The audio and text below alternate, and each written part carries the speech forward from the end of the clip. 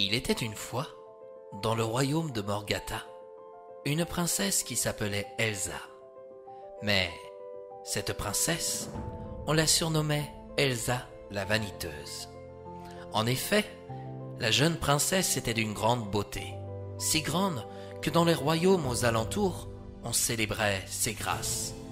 Tous les jours, Elsa passait des heures devant son miroir pour se maquiller, se coiffer, essayer des bijoux. Il fallait que les bijoux s'accordent avec le temps qu'il faisait dehors et son humeur. C'est pourquoi on parlait aussi de sa vanité et de son orgueil incommensurable. Elsa ne portait que des étoffes brodées de perles et de pierres précieuses. Parfois, elles étaient entremêlées dans des fils d'or qui resplendissaient sous les rayons du soleil. Les joailliers venaient de tous les royaumes. Ils lui apportaient à ses pieds les plus précieux joyaux. Quant aux pêcheurs, nombreux sont ceux qui ont sombré au fond des océans pour lui déceler les perles les plus grosses et les plus pures. Malgré le décès de nombreux Britanniens à son égard, la princesse n'en faisait aucun cas. Toutes les merveilles du monde de Britannia demeuraient peu de choses pour elle. En vérité, Elsa était envieuse de la beauté des fleurs ou de l'éclat des étoiles dans le ciel la nuit. Elle désirait étinceler aux yeux du monde entier et pas simplement qu'aux Britanniens. Au beau milieu d'une nuit, la princesse, n'arrivant pas à trouver le sommeil, se tourmenta. Dans son esprit, elle désirait encore de nouvelles parures. C'est pourquoi elle se leva vers le point du jour. Quelle ne fut pas sa surprise! Elsa se balada dans les jardins du royaume. Lorsque les premiers rayons du soleil illuminèrent les gouttes de rosée dont étaient couvertes les fleurs, les herbes ou les feuilles, elle eut l'impression de faire face au plus beau des trésors de Britannia. C'était d'un tel éclat que la tête commença à lui tourner. Les oiseaux avaient cessé de chanter. Seuls quelques coqs, au loin, criaient le lever du jour. Quand le soleil fut bien levé, la nature célébra la plus extraordinaire beauté que Britannia put présenter aux yeux de chacun.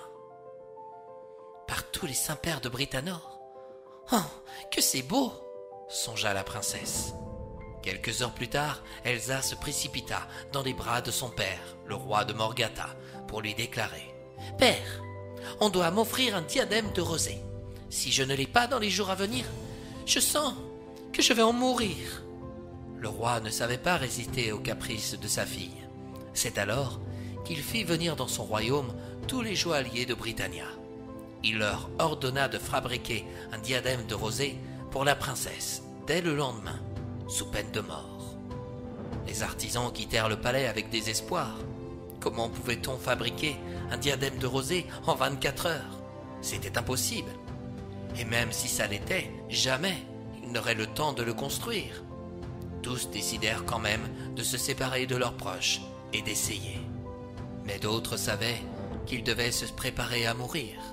La magie avait beau exister, ils n'étaient pas des sorciers ou des magiciens d'un autre temps. Lorsque la nuit arriva, seule la princesse se trouvait heureuse. Elle attendait avec impatience son diadème de rosée. Mais dans la basse ville, les pleurs et les gémissements retentissaient dans tous les coins de rue. Lorsque le jour se leva, les joailliers filèrent au royaume et le roi de Morgata réclama le bijou. « Majesté, nous demandons votre grâce !» crièrent-ils. « Il nous est impossible de créer un tel bijou. » En entendant cette remarque, la princesse Elsa rentra dans une colère noire. L'empereur appela le bourreau afin d'exécuter tous les joailliers. Mais, dans le coin d'une salle, on remarqua un vieillard qui possédait une barbe blanche, descendant jusqu'à ses genoux.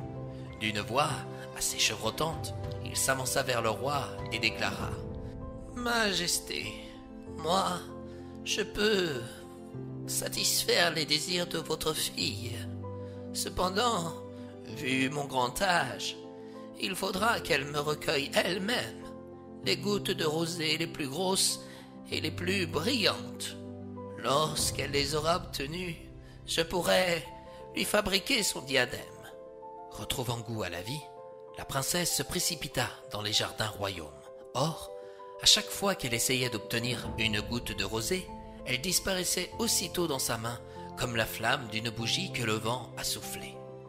Elsa la vaniteuse se démena. Sur chaque feuille, elle se pencha.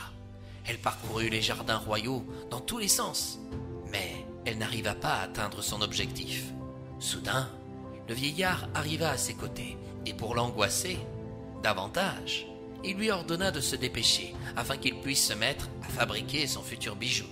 « Je suis désolé, mais je ne vais pas pouvoir satisfaire votre demande, bon vieillard, » affirma la princesse. « Comment ça?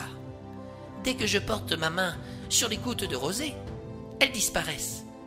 Dans ce cas, retourne auprès de ton père. Demande-lui de te couper la tête en même temps que celle des joailliers de Britannia. »« Comment osez-vous? Je suis la princesse de Morgana. »« Une princesse, oui, peut-être, mais tu n'as pas réussi à accomplir ce que tu exigeais aux autres sous peine de mort. Ta place à intervenir dans la société n'a pas à jouer là-dedans. » Totalement honteuse, la princesse réalisa son erreur. Ses joues devinrent rouges et le vieil homme se confondit aux rayons du soleil.